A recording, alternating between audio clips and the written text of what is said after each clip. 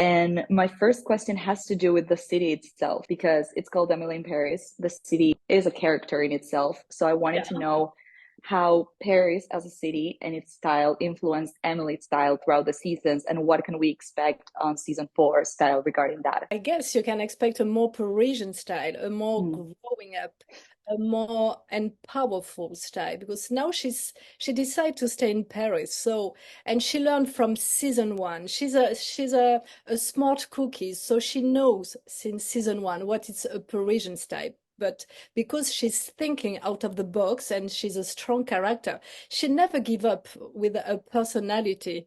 But now, little by little, because she's clever too, she wants to give a lesson of style. So I think season four, it's about the revenge lesson of style by Emily Cooper.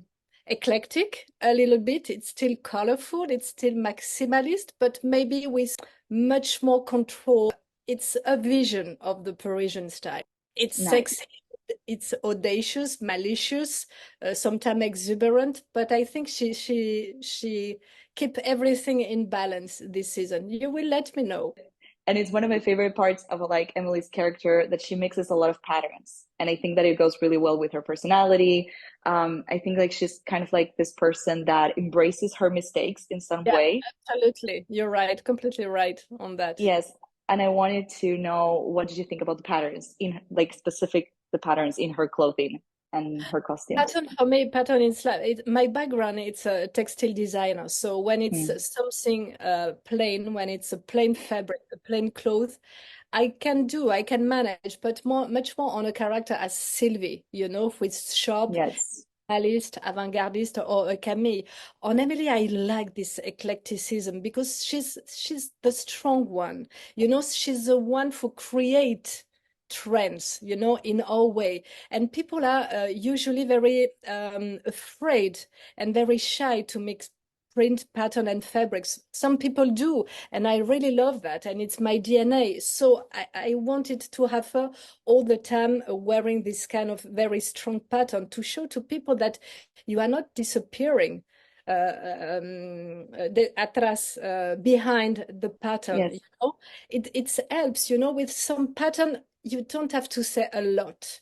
What you are wearing tells a lot about you. So when you arrive in Paris, where everybody love plain and dark and monochromatic clothes, when you arrive just dressed with just one pattern, that Mm. make your point. So I like this way, and I hope she can still wear a pattern. You said that you think it's important to have a little bit of bad taste on fashion, to have Yes, things like spice it up. yes, And yeah, and I yeah. think that Too much good taste can be so boring when everything is perfect. It's funny with a character as Sylvie because she's representing the French chic. So it's what we are expecting. She's out in control all the time, a life, a job, a silhouette, a wardrobe. But with Emily, I want to have fun.